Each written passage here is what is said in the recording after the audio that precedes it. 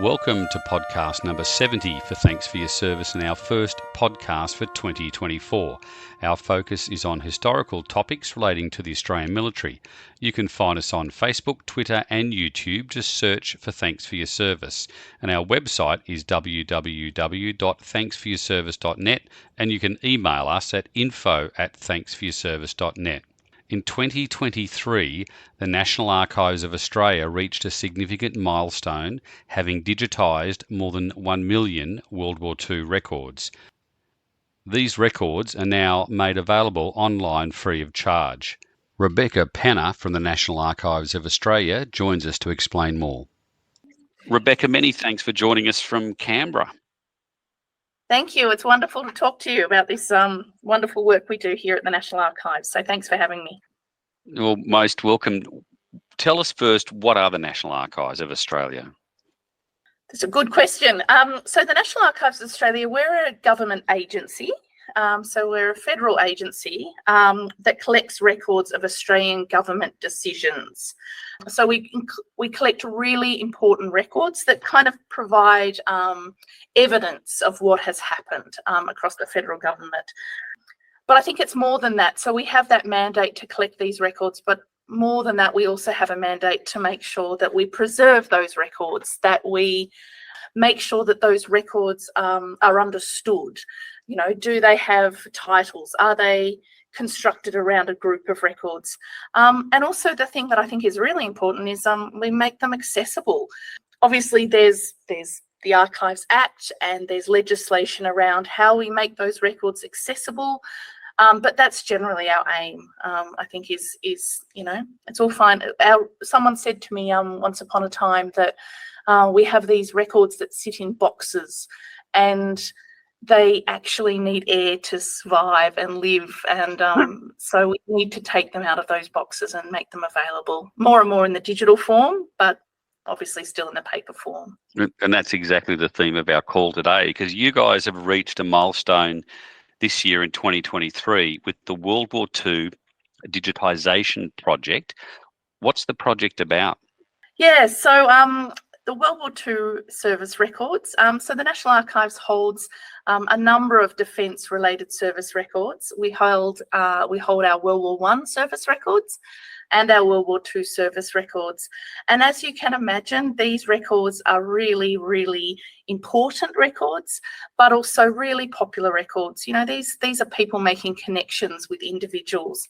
And so in 2010, the Archives was provided with funding from the government at the time to actually digitise our World War I service records. It was about 360,000 records of people, and it was momentous. It was a huge thing. So I think since that time we've been, you know, going along, and when people ask us to digitise their World War II service records or their grandparents' service records, we've done it. But I think we got to a point in about 2018, 2017, where we said, you know what, is there a way of actually getting this done once and for all?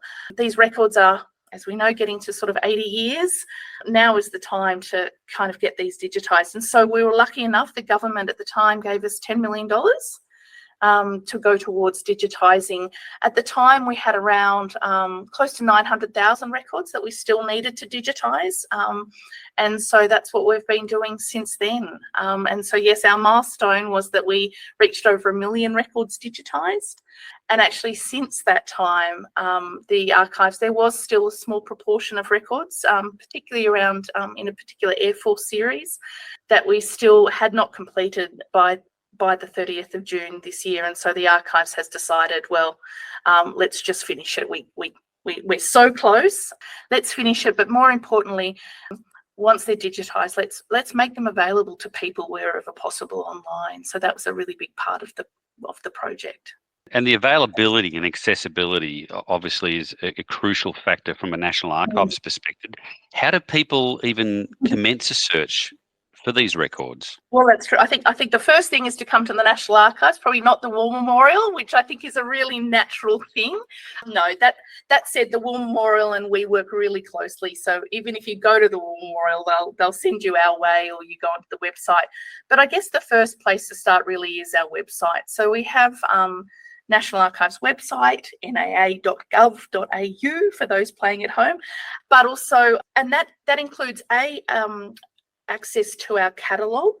So we have a cataloguing system. So all these records have been catalogued. Every World War II service record has a title and is listed on what we call record search, which is our database. So if you know someone's surname, date of birth, place of enlistment, you can type that information into our record search and bring up that information.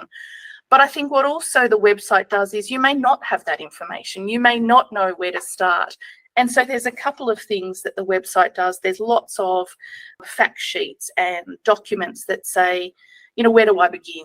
And it might be the World War II, there's specific World War II pages, but it also might be more general. There might be other things that you're interested in that sort of defence service page. So I think there's options for if you have the details, there's options if you don't have the details. And at the end of the day, the other option is help, which is ask us a question, talk to one of our reference services people, and there's all sorts of specific help pages for World War II. So that'll be directed straight to people who are working with those records. And I can honestly say we're always happy to help people find things or really curly questions. We found recently, I was over at we have two offices here in Canberra.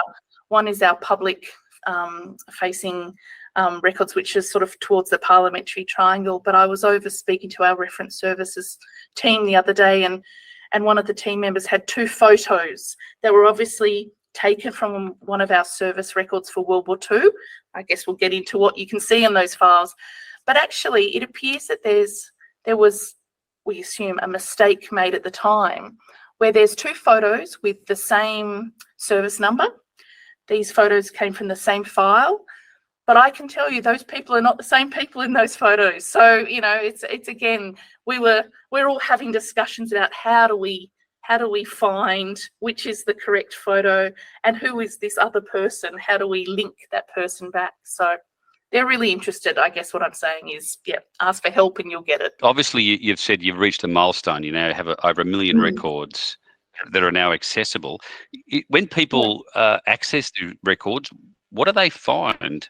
Oh, well, so we have, for the World War II service files, we have our Navy files, and files isn't quite correct. They're actually Navy cards. So I guess in terms of that suite of World War II records, you'll find a card and has, I guess there's a standard lot of information you'll see across all the records. Place of enlistment. I love occupation at time of enlistment. I always find that really interesting. And sort of those sorts of details at the beginning. You'll also find a record of service. So a bit of a summary about, when people enlisted and the various positions they held. And then we have, I guess, the Army files. They tend to be a little bit, they're bigger than obviously the Navy cards. They have a bit more detail. You're often likely to see a photograph, a little photograph. They're kind of like what you see passport photos, little prints of the person at the time of enlistment. But also you're likely to see leave forms and, service or a record of service. So it goes into where they served and how much time. And then we actually move into Air Force. It's a bit of a conundrum as to what there's such a difference. But the Air Force service files we actually find are larger still, and particularly what we call the non-commissioned officer files. They can be up to sort of 80 pages, and they often contain photographic negatives. We're actually doing a separate project to do work with those.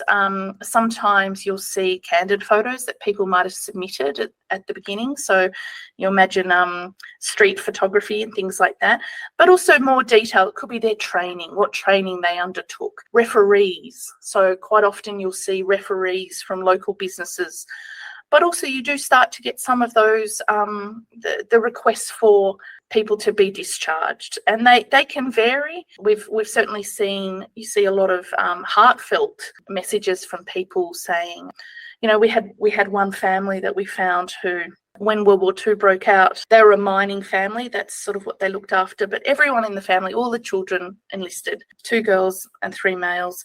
They'd already lost 2 of the children during the war. And this was literally the mother saying, I just need help with the farm, I need... And then you've got the flip side, where we've also found people who work in industries, for example, shark fishing, that's really critical. Didn't know this was the case, in the production of vitamins for people who are serving.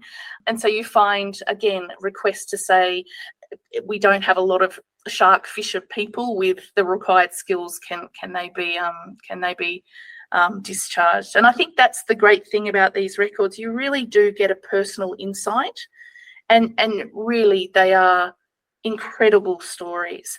But you also start to see that interaction with businesses and other people, and the toll in life back in Australia. So that's the thing I also love about these files. We're talking to you in late November 2023. What's left for the project? So what's left is we have about 70,000 files left, sort of the 1.3 million we're kind of getting to. So we have about 70 paper files left from the Air Force series to still digitise, and we have commenced that process. We're using lots of external people who have been with us throughout this whole project for doing that digitisation. And the other big factor is, David, you were saying before, is that process to make sure these, wherever possible, are being made available on record search in the digital form. So that work is continuing on as well. So our absolute aim is that by the 30th of June next year, wherever possible, both the records will be digitised, but also made available online through our record search. Now, we're talking today about World War II records. What about other conflicts? You have the World War I records all digitised. What about, say, Vietnam, or even back to even the Boer War? Yeah, no, absolutely. So we have records from about 1901, but we do include some colonial records, such as the Boer War. We also, as we said before, the War Memorial also holds a lot of those operational records. In terms of the specific records around things like Vietnam and Korea, at the moment, those records are actually not in archives custody. They're still sitting with Defence. But as you can imagine, once World War II, once we finish that work, the next step is, how do we now bring those records into custody and do the same thing? I think, as you can imagine, those records feel a lot more recent. I think they feel, so I think, with those records, we want to be really, really careful. Not that we're not careful with the World War II, but particularly around those personal sensitivities and things like that. So members of the public, if they do want access to those records, absolutely can come to us. Those who the records relate to can also go to Defence and also seek the records through those as well. So I guess that's the point, is those records are available, but we don't necessarily, as a policy, make those records available online to everyone. We have those discussions. So yeah, depends if they're in the open period, but yeah. During the current project, were there any particular records that stood out? Any particular stories that emanated from the digitisation of these files? Yeah, there were quite a few, and I think that was the wonderful thing about having a team, having a project team. I think it's really interesting, this world of scale, and we're trying at the National Archives to we want to increase as much as we can to make these records available and digitized, and industry really helps us with that. But I think one of the things we've learned so far in this project is you can't underestimate the power of having a team who actually is seeing these records as they go past, because it might be that no one has a look at these records. And so we really encouraged our team of digitisers or quality assurance staff to, if you see something, have a look. And so we found, and also, frankly, we had COVID. So we had COVID in the middle of this project, which seemed really difficult because we had a lot of staff who needed to then work from home. We didn't want them to be in a point where they couldn't do meaningful work. And so a lot of them did a lot of research into these records. They either picked topics they were interested in, or we chose things. And so we had someone who was particularly interested in the letters of reference you find on the Air Force service files. He started with his interest was around the letterheads. I mean, you don't see carved and beautiful letterheads like you do back then. But also I think he was really interested in these industries. You know, we had industries where they were saying, you know, if you don't come back, the manager has had a mental breakdown because of the stress he's under. But equally, you had other industries who would say, we're going to look to hire older people to work. So you sort of see that insight. We also saw stories of unexpected. We talk about the Caterpillar Club, one of the ones we talk a lot about. And this was a flight sergeant, David Richards, and he was in an aircraft that was shot down over Germany. Once he hit the ground, he managed to survive and walk to sort of an abandoned shed, but was eventually captured and was taken to a prisoner of war camp where he remained until the end of the war. And so we saw this service file, and it was all, you know, it had the sort of standard information, but two things struck us. One was there was the correspondence with the Red Cross, you know, backwards and forwards. Thanks so much for our tobacco. Thank you for my parcels. And this idea of kind of seeing, you know, what's your address? POW camp, Stalgrad, you know, it's kind of, we just didn't see that kind of, that correspondence. We weren't really aware that was happening. But also the other thing that really struck us with that one was a letter that was sent to the Caterpillar Club. And I'm not sure how many, I suspect maybe some of your listeners would be aware, but the Caterpillar Club was established in 1922 by Leslie Irvin, and he was a stuntman, but also he created the Irvin air chutes, so parachutes. And so basically he set up this club where the club motto was life depends on a silken thread, and the caterpillar was their mascot, and it was eligible for people who had bailed out of an aircraft and was saved by this parachute. And so you could become a club member. It's still around. The War Memorial I've seen on their website has an example of this little gold caterpillar blood badge with a little ruby eye that you can get. But yeah, I think for us, we were sort of, someone is writing this in a POW camp and getting correspondence, and he was signed up. And then you see other, I guess there's personal stories. One of the things we also, which I probably didn't say about before, but one of the things we also find on the service records sometimes is letters of, particularly on the Air Force officer, particularly on the officer files, around frank and fearless feedback being given by their assessing officers. And that can be very interesting in terms of both. I think sometimes we see people who, you know, you might see an officer who just says, yes, this person is just outstanding. And you can imagine, you know, it's really nice to go back and perhaps look at people who we know went on to lead commands and things like that. But Margaret Spencer, who led the Australian Women's Army Service, and you look back onto her first kind of training cards, and they're like, you know, she's sort of one in a million. And it's like, well, yes, of course she's. But also other people. We have Enid Backhouse was one of my personal favourites, and she was a writer before she enlisted in the Air Force. But the information on her assessment is very much, you know, these novelists with their flights of fancy. Maybe she'd be better suited to our PR department. And I mean, she was publishing books. We hold in our copyright collection the book she was publishing at the time. But obviously that didn't necessarily make her the best officer according to this person. So. Can you give us an overview in terms of the technology behind the essentially the scanning of these records? I mean, I'm struggling to put one sheet on a computer scanner at home. So how do you begin to achieve over a million records that have been digitized? Yeah, we have computers with big brains, and we have even bigger brains in our digital archive. So I guess that's something that the archives has been working on for decades, to be honest, to have that capability to both, and this is, I guess, the really critical part, is to have the infrastructure to both store these records, but also it's not just storage. You can't just pop them, as we know when we try to open a Word document that's now probably 3 years old. We have all sorts of issues with copyright. So sort of dealing with that kind of system and making sure that we have a robust system that also makes sure that the digital versions don't get corrupted over time, are there forever. With also, as you said, how do we get the information in there? So we have a lot of systems that we've been developing around that make sure that we can digitise records to really high preservation standards. So our preservation team have years of research, but also standards that are set for how we think we need to optimise the digitisation.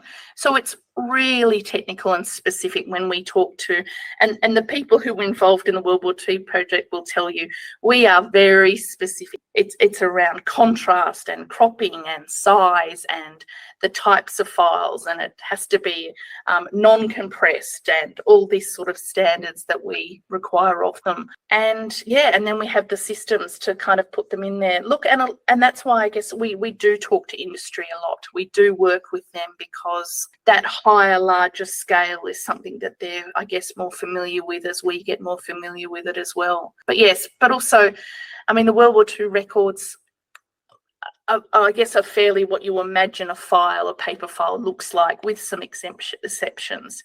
But also at the archives, we have huge bound volumes, we have maps and plans, we have a whole AV collection. So again, it's all the standards and the equipment. So we have all sorts of awesome pieces of equipment and photographic material that we use depending on the particular record.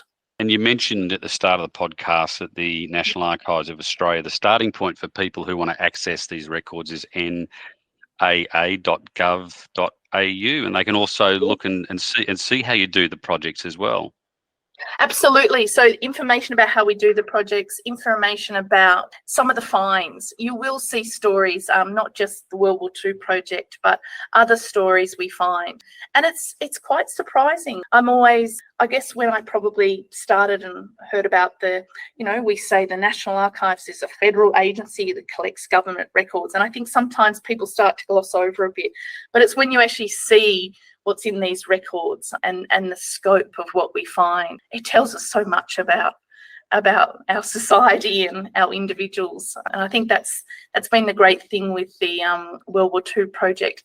I mean, we even by default in the World War II service files found it looks to be a poster that was a hygiene poster that was obviously somewhere in set up in the Air Force, I think it was the Air Force, yeah. And it appears that people were using the poster, as you can imagine, ripping it into 4 and then reusing the paper. But it meant that over about a year, our team actually pieced together this poster, and it was actually about how to make disinfectant to make sure you wash your hands. And we're doing this while we're at home with COVID, and it was just, things go around in circles. It's not that far away. Gosh, yeah. Yeah. Well, again, congratulations on achieving a great milestone for the National Archives of Australia. And Rebecca, thank you so much for your time today. Oh, it's an absolute pleasure. We all here work. We're so grateful for doing the work that we do and being able to be entrusted with these records. So, and thank you for the work that you do in spreading this, because these are such important records and show such a part of our history. So, always happy to talk at any time. So, thank you very much. That's the podcast for today. We're keen to hear your feedback by leaving a review on your podcast app. Your reviews helps new listeners find our podcast. And you can help support this podcast via Patreon or Buy Me a Coffee. The links are on our website and Facebook page, and your support helps us with the production of this podcast. Thanks for listening, and thanks for your service.